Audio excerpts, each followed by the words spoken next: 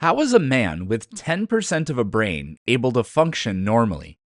What did 16th century Arctic explorers eat that made their skin fall off? Why did Columbus think the Earth had a nipple, like a breast? Learn the history behind these stories and well over 100 more in my new book, Facts That Aren't True. Check out my other book too, link in the description.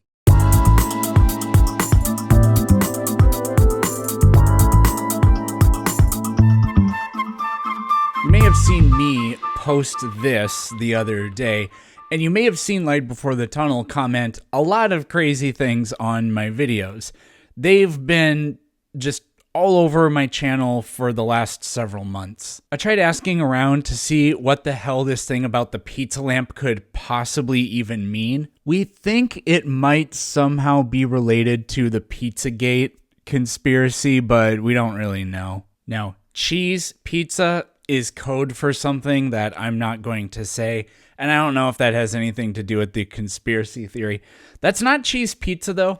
I do want to point out that my camera doesn't capture the color of it very, very well. This is the actual pizza lamp. This is on my Instagram. I won it at an arcade, and this was for some reason when I click on it, it doesn't show me anything. But that's a picture of me rock climbing on my birthday. And I remember this was 2021. This was, oh wait, so 31. Okay, never mind. This is 2022. So I got this lamp almost exactly 4 years ago. My birthday's on Saturday. Happy early birthday to me, I guess. Yeah, I pulled it up on my phone. April 23rd, 2022. Now, you can't exactly block people on YouTube, but you can do what's called hide them from your channel. From what I understand, they can see all your content and they can write comments, but nobody will ever see them. So I've done that with Light Before the Tunnel because they just trap people into these infinite internet comment YouTube arguments. And I do that as a public service to people, but also they're a creep and a liar. But they have a video about how the final experiment was a psyop that I want to check out. Before we get into that, you may have seen this post that I posted. I want to make like a corrections video for stuff that I've said. I've been wanting to do this for a long time, actually. So if you can remember anything I ever said, and also if you can remember what video it was on, then go leave a comment on this. A lot of these have been jokes, which is fine. I don't mind. Or I'm going to leave a pinned comment at the top of this video. You can just reply to that comment so I can try to compile these because I can't just manually sift through all of my videos. That would be horrendous. But there are thousands of you and you've all watched multiple different videos. So if we could just go by what some of you can remember, then we can do that. And I want to explain this in a way that as many people as possible can understand. Listen to the logic here. This is incredible.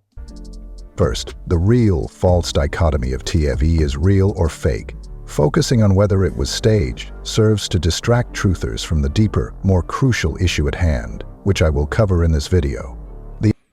So getting away from whether or not they really did the final experiment or not is a distraction to the true nature at hand. Keep that in mind, and we'll get to it pretty soon because it's absolutely bonkers. The enemy excels at crafting false dichotomies because they keep the debate contained within controlled parameters. By doing a controlled experiment is how they control the narrative. The best way we've ever found out to be able to test the natural world is controlling the narrative. Although, as I stated, you'll see that based on what I specifically said, that is kind of his point. By focusing truthers' attention on real or fake, they're diverting attention away from the fundamental question, are the heavens even in the domain of science in the first place?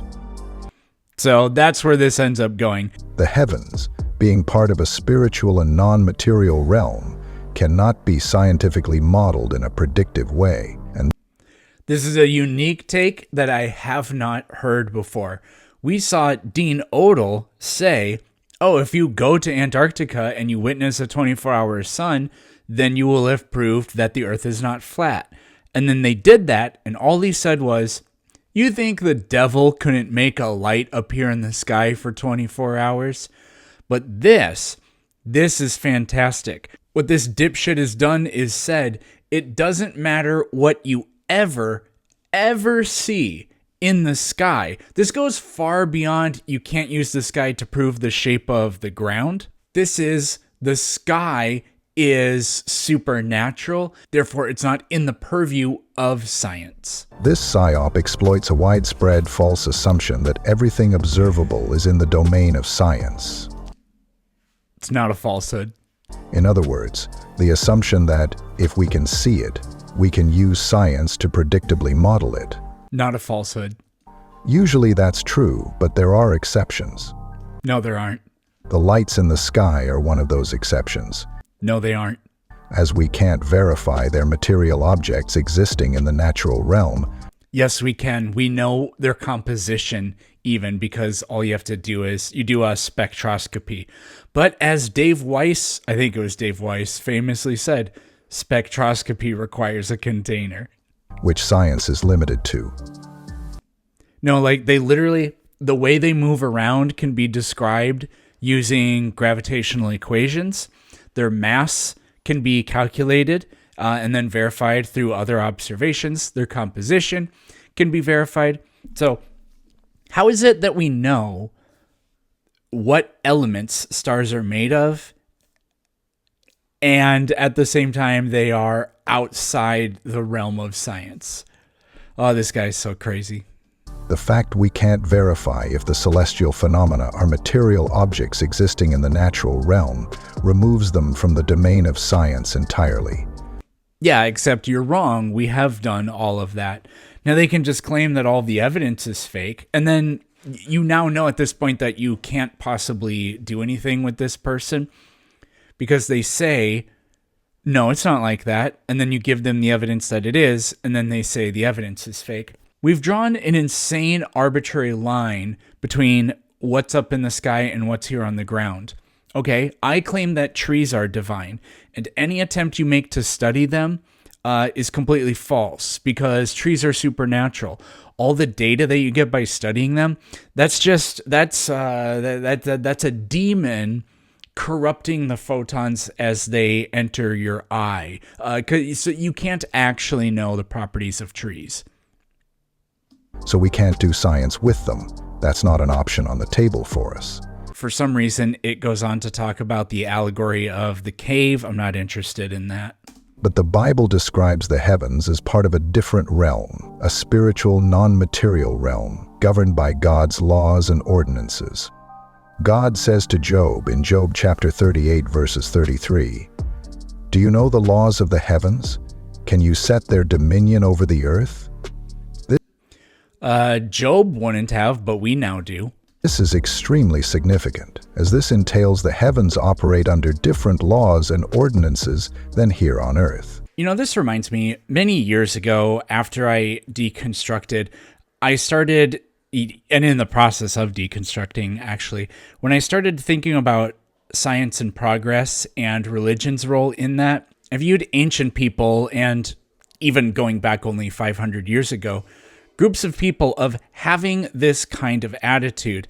I didn't think it was unique to Christians, but because Christianity is so embedded in the historical culture that I was raised in, it was the one to focus on. But I always read into it this evidence or this worldview of people saying, don't bother studying the natural world because you can't know about the natural world, because the natural world is created supernaturally and governed by God. Hi, kitty cat. You guys can't see her, but she just sat on my lap. So don't even bother. This verse really reinforces that for me. Obviously, some of the most important scientists, early scientists who ever lived, were Christian, but everybody was Christian. There are these arguments that I hear about Christianity being responsible for it. I think all of them hold about as much water as a tennis racket. It helps at this point to understand the difference between a descriptive model and a predictive model. Science deals with predictive models, as they predict what will happen based on underlying laws. Scientific theories are descriptive models. A predictive model is like saying, there can't be a 24-hour sun in Antarctica, even though I've never seen this before. A descriptive model. That's hardly the justification. What? That's not the because I've never seen it before is not the justification. The justification comes from the model and how you can't have a 24-hour sun in Antarctica on a flat Earth when the sun is on the opposite side of the Earth, bathing that half of the Earth in sunlight, while everywhere else on your half of the planet is in darkness.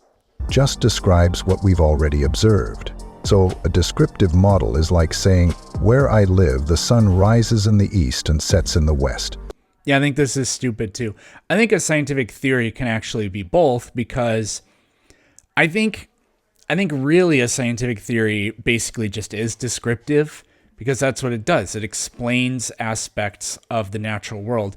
It's not merely a law. A law is just an observation that contains no underlying explanation. It's just the observation. But theories do make predictions. However, I would say the predictions were used to build the scientific theory, and the fact that they continue making predictions is just part of the description, maybe. I know this by seeing it myself. Now, in order to use science to make a predictive model of what we haven't observed before, it must be true that what's being observed exists within the natural realm, so that its underlying laws can be used to make said predictions. Sure. And that's the problem with trying to predictably model the heavens with the scientific method. The heavens are governed by laws we can't access or comprehend. So you have no theory of epistemology now. Oh, it can't be known. That's your epistemology. Nothing about this can be known. So you have no epistemology with regard to it. We just saw in Job, God reminds us that these laws belong to Him and aren't comprehensible to us. Any attempt... Except they are, because we know when Halley's Comet is going to... How can you say that? We know when Halley's Comet's going to come back. You can know what the phases of Venus are going to be many, way ahead of time. We know when eclipses and full moons are going to happen decades. I mean, for full moons, we can probably predict them millennia in the future. As far as eclipses, I don't know how far out they can be predicted, but it's many years. Back in, you guys maybe saw, because we had the total eclipse back in 2017, I believe that was. There were some news clips from the last time a total solar eclipse happened over the United States, and it was like in the 70s or 80s. And they were saying, the next one won't happen for blank many years. Hopefully the world is at peace by then, which, so much for a predictive model with regard to that. And then, I guess that was last year, the annular solar eclipse, that was known way ahead of time by using the heliocentric. You could probably do it using a geocentric model as well, but it's certainly predicated on Earth, the sun, and the moon being moving objects which are spherical in shape. To reiterate, this point is simply known to be false. Yes, we can describe it using natural law, because we do describe it with natural law successfully over and over and over again. To create a predictive model of the heavens assumes that we can scientifically study something that is beyond science's reach. Except it isn't, which is provable by the fact that it can be studied and predicted and known about. And what exactly are you doing? There, just be calm. TFE and similar endeavors make this false assumption. And this is why it doesn't even matter if TFE is real or fake, because even if it's real, it's pseudoscience. That's not what pseudoscience is. Pseudoscience has a particular definition. It's essentially just when you retrofit causal explanations after you've made the observations with no real testing. This is the case even for those who don't believe the Bible too, because as I covered, science is limited to what's verifiably material in the natural realm, which includes the universe, because we have verified that it is made of materials and is subject to natural law. which the lights in the sky are not. Well, they are, for the reasons I stated earlier. This places the celestial phenomena in the domain of metaphysics, not science. It's literally false. Even according to secularists, so long as they're not failing to recognize the limits of science. Well, you can say that science can't study metaphysics, which is fine, but you have no grounds to claim that the nature of what the heavenly bodies are made of is only metaphysics, especially when, again, its properties and behaviors and descriptions and whatever are successfully made using science literally all the time. Limits of science. This is some of the most unique cope I've seen. I gotta hand it to them. That mainstream academia lists themselves. The reason why this has gone unnoticed by so many, globers and flat earthers alike, is because they indoctrinate. Is because nobody is as stupid as you are, and nobody is searching for cop-out answers like you are. Well, that's not exactly true. There are flat earthers that are searching for cop-out answers because they said that this is how you would disprove it. It'd be hilarious if, like, before the tunnel years ago was saying that you could prove the earth is not flat by doing this.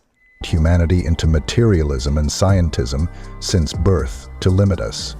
Much like the prisoners in Plato's allegory of the cave were limited by being tied up in the cave since birth. Their prison was physical, while ours is psychological and paradigmatic. Yeah, but you can't do anything with your worldview with respect to this domain. You have no epistemology behind it. You said it can't be known. So you have absolutely nothing to offer. I urge the FE community to stop trying to fit the heavens into a scientific framework that they were never meant to occupy. So just don't. So this is the argument. How would this work in debates? Okay, well, it's Flat Earther, it's your turn. Oh, yeah, the heavens? You can't know anything about the heavens. So there. Like, this isn't even nuh-uh.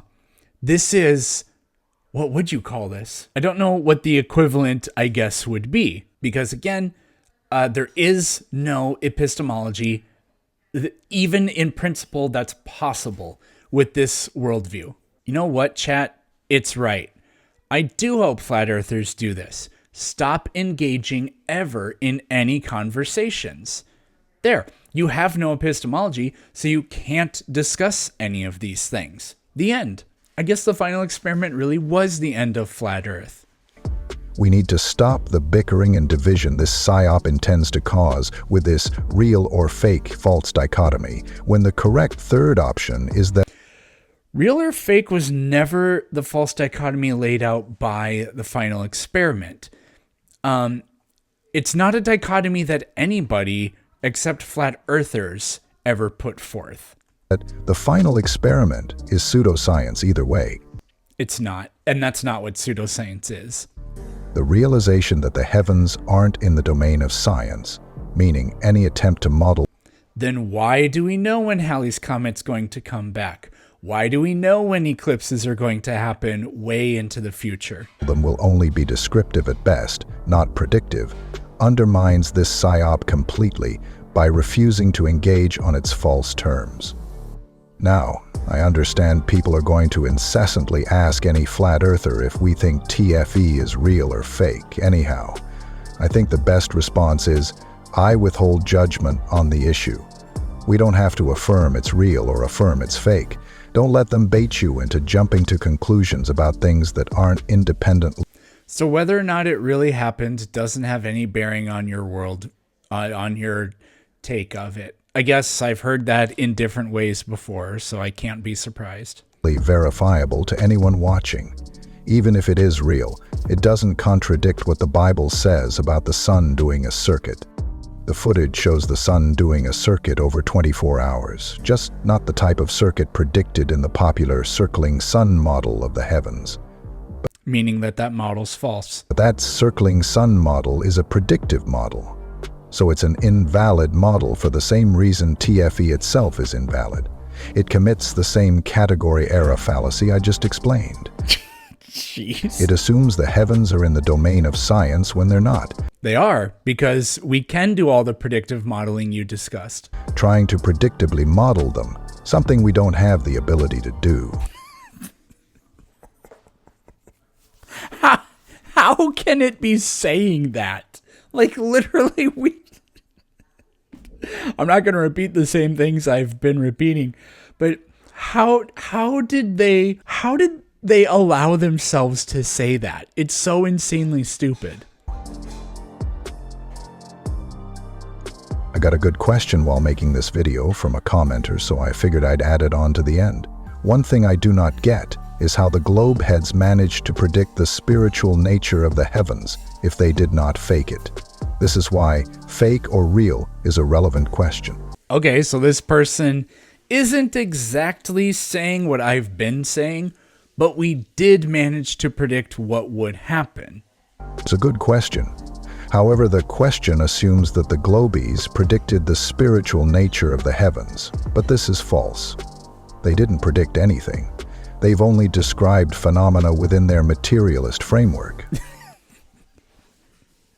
Secret societies have had access to ancient knowledge, maps, and observations long before the modern FE movement emerged in the last decade. They leveraged that knowledge to build their model, not to predict truth, but to deceive humanity by cloaking their descriptions in the guise of science.